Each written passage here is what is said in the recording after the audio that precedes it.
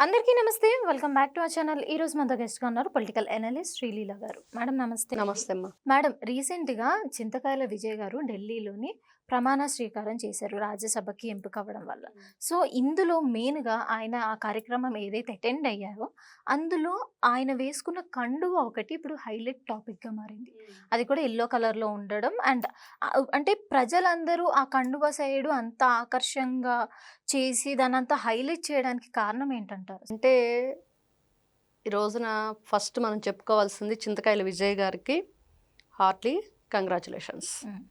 ఆయన నిజంగా చాలా గొప్ప విషయం. వాళ్ళ తండ్రి గారు ఏ స్థాయి నుంచి వచ్చారు, ఆ రోజున అన్న నందమూరి తారక రామారావు గారు స్వయంగా పిలిచి చిన్న వయసులో చింతకాయల అయ్యన్న పాత్రుడు గారికి ఆ రోజున ఎమ్మెల్యే పదవి ఇవ్వటం కాదు, తర్వాత ఎమ్మెల్యే బీఫాము, తర్వాత మినిస్టర్ కూడా ఇచ్చారు ఆయనకి.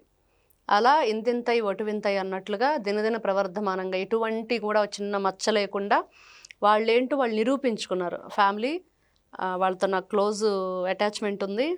బాగా చాలా మంచి మనుషులు, మంచి మనసులు. ఆ విధంగా నియోజకవర్గ ప్రజలను కూడా అలానే చూసుకుంటున్నారు. ఎలా ఉండాలి ఒక నాయకుడు అంటే ఇలానే ఉండాలి అన్నట్లుగా వాళ్ళు ఈ రోజుకి కూడా కొనసాగుతున్నారు. దానికి నిదర్శనం ఈ రోజున తండ్రి ఒకవైపు ఎమ్మెల్యేగా గెలిచి గౌరవ అసెంబ్లీ స్పీకర్గా ఉంటూ మళ్ళీ కొడుక్కి రాజ్యసభ సభ్యత్వం రావటం అంటే మామూలు విషయం కాదు. అందుకని నిజంగా ఎవరైనా సరే ఒక రాజకీయంలో మనం ముందుకు వెళ్ళాలనుకున్నా, దాన్ని చిరస్థాయిగా నిలుపుకోవాలనుకున్నా ప్రజలు, ముఖ్యంగా ప్రజల నుంచి మనకి ఎలాంటి ఇది వస్తుంది సపోర్టు అనేది, ఆ సపోర్ట్ కావాలన్నా నువ్వు మంచి చేస్తేనే కదా వాళ్ళు సపోర్ట్ ఇస్తారు అన్నదానికి నిదర్శనంగా వాళ్ళు ఆనాటి నుంచి ఈనాటి వరకు కూడా నిలబెట్టుకుంటూ వస్తున్నారు. ఇంకా మీరు అన్నట్లుగా కండువ విషయానికి వస్తే, అంటే చేనేత కార్మికుల గుండె చప్పుడు ఆ కండువ. ఎందుకు అంటే వాళ్ళు వాళ్ళ శ్రమకి ప్రతీకగా, వాళ్ళ గౌరవానికి ప్రతీకగా, వాళ్ళు ఏదైతే కష్టపడుతున్నారో దానికి ప్రతీకగా ఆ పోగు పోగు వాళ్ళు నేసి ఆ కండువాన్ని తయారు చేశారంటే చేనేత కార్మికుల్ని మంగళగిరి నియోజకవర్గంలో నారా లోకేష్ గారు ఎంత గౌరవంగా చూస్తున్నారు. వాళ్ళ శ్రమకి వాళ్ళు ఏ విధంగా ముందుకు తీసుకువెళ్ళాలనే ఆలోచనతో వాళ్ళకి సహాయ సహకారాలు అందిస్తున్నారు. వాటికి నిదర్శనంగా మేమందరం కూడా సపోర్ట్ చేస్తున్నాం. ఎక్కడా కూడా ఎప్పుడు కూడా మిమ్మల్ని వదిలిపెట్టే ప్రసక్తే లేదు, చేనేతకు ఆపన్న హస్తం మేమున్నామంటూ ఎంపీగా ప్రమాణ స్వీకారం చేస్తున్న చింతకాయల విజయ్ గారు ఆ మంగళగిరి చేనేత కార్మికులు స్వయంగా నేసిన కండువాని ఆయన మెడలో వేసుకున్నారు. దానికి అందుకనే అంత ప్రత్యేకత. దాని గురించి చెప్పుకోవాలంటే ఈ రోజున చేనేత కార్మికులకి మనం ఈ రోజున వాళ్ళు ఎంత శ్రమ పడుతున్నారు, ఆ శ్రమకి ఫలితం ఏ విధంగా దక్కుతుంది, ఆ దక్కటం వెనుక ఎవరున్నారు అంటే మంగళగిరి ఎమ్మెల్యే నారా లోకేష్ గారు ఉన్నారు.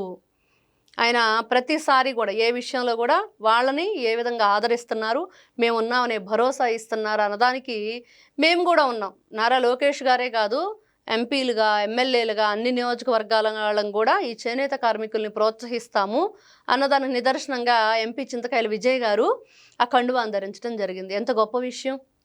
ఏదైనా సరే ఒక విషయం మనం ఒప్పుకోవాలంటే ఇక్కడ మాటలు కోటలు దాటితే రాజకీయాల్లో అంటారు. అది ఎవరికి వర్తించిద్ది? జగన్మోహన్ రెడ్డి. ఖచ్చితంగా ఆయనకే వర్తించింది. కోటలు దాటం తప్పించి ఎక్కడా కూడా వాళ్ళు ఇంటి గుమ్మం కూడా దాటరారు బయటికి హెల్ప్ చేయడానికి. అయితే మేడం మరి గతంలో చాలా సందర్భాల్లో జగన్మోహన్ రెడ్డి ఇప్పుడు ఏదైతే ఈ చేనేత కార్మికులు ఉన్నారో వాళ్ళ అక్కలు, నా చెల్లెళ్ళు, వాళ్ళకి ఏ కష్టం వచ్చినా నేను చూసుకుంటాను అన్నట్టు ఆయన చెప్పడం జరిగింది. మరి వీళ్ళు అంటే ఇప్పుడు ఏదైతే ఎంత అభిమానంతో ఈయనకి ఆ కండువా చేసి ఇచ్చారో, మరి అలాంటిది ఏనాడు కూడా జగన్ గారికి ఎందుకు అందలేదంటారు అసలు? అంటే కనీసం ఆ మాటలు వినిపించే దాఖలాలు కూడా మనకి కనిపించలేదు. అంటే మాటలు కోటలు దాటుతాయి, కానీ చేతలు మాత్రం గ్రౌండ్ లెవెల్లో ఉన్న ప్రజలు ఎవరైతే కార్యకర్తల గుండెల్లో నిలిచిపోతాయి అన్న దానికి నిలువెత్తు నిదర్శనం ఈ రోజున చింతకాయల విజయ్ గారి మెడలో ఉన్న కండువాకి నిదర్శనం. అది ఇంత ఆ మెడలో కండువా పడాలంటే దానికి గ్రౌండ్ లెవెల్లో మరి నేనున్నాననే భరోసా, నేనున్నాను అనే వాళ్ళకి వెన్ను తట్టి ముందుకు నడిపించడం, నేనున్నాను అనేది వీళ్ళు ఎంత గొప్పగా చెప్తున్నారు అన్నదానికి వాళ్ళు నిలబెట్టుకున్నారు. వాళ్ళు ఇచ్చారు, వేసుకున్నాను పక్కన పెట్టలేదు, దాన్ని ఆ మెడలో ఉంచుకొని ఆయన ఆ గౌరవాన్ని ఇంకా పదింతలుగా పెరిగేటట్లు చేశారు.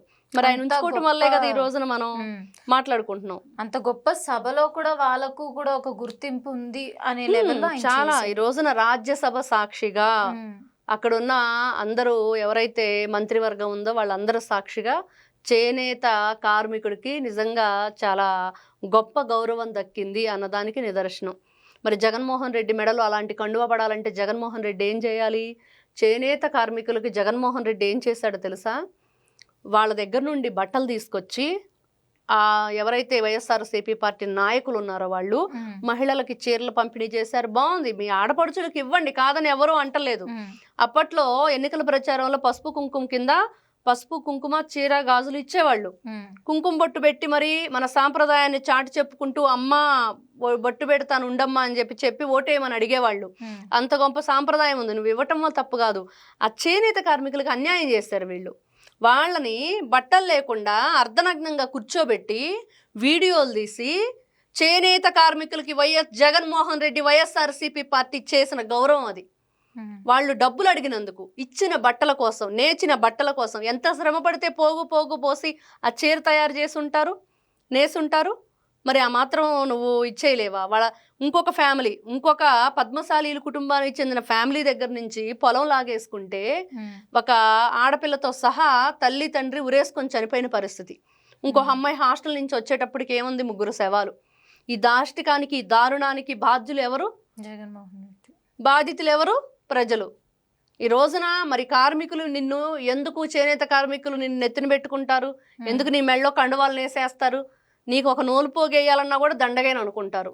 అంత భయంకరమైన పనులు చేశాడు వైఎస్ జగన్మోహన్ రెడ్డి. కాబట్టి ఈ రోజున మంత్రి నారా లోకేష్ గారు కానీ, ఇటు చూస్తే అయ్యన్న పాత్రుడు గారు అబ్బాయి అయిన చింతకాయల విజయ్ గారు కానీ, వీళ్ళందరూ కూడా మేమున్నామంటూ, నారా లోకేష్ గారు ఒక్కరే కాదు, ఆయన ఆ నియోజకవర్గంలో ఉన్నా మీ అందరికీ ఎంత ఆసరాగా నిలబడుతున్నారు, ఎంత అండగా ఉంటున్నారు, మిమ్మల్ని ఏ విధంగా ప్రోత్సహిస్తున్నారు అనే దానికి మేమందరం కూడా చేయి కలిపి మీ అందరికీ కూడా అండగా ఉంటాం అన్న దానికి ఇది నిదర్శనం. కాబట్టి వైఎస్ జగన్మోహన్ రెడ్డి లాంటి వాళ్ళని మరి ఈ రోజున ప్రజలు, మళ్ళీ ఎలక్షన్స్ రాబోతున్నాయి, మళ్ళీ స్థానికంగా అదేవిధంగా 2029 ఎలక్షన్స్ ఉన్నాయి. గుర్తుపెట్టుకోవాలి, ప్రతి ఒక్క వాళ్ళు చేసిన చెడుని పదే తలుచుకోవాలి. ఈ విధంగా ప్రజల్ని ఎంత హింసించారు, ఎంత దారుణాలు చేశారు, దాష్టికాలు చేశారు.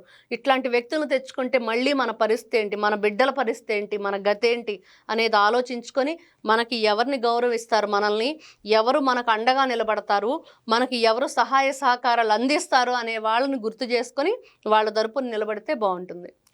థ్యాంక్ యూ అండి. నమస్తే. చూసారు కదా, ఇది మన వీడియో. మరిన్ని లేటెస్ట్ అప్డేట్స్ కోసం మా ఛానల్ని సబ్స్క్రైబ్ చేసుకోండి.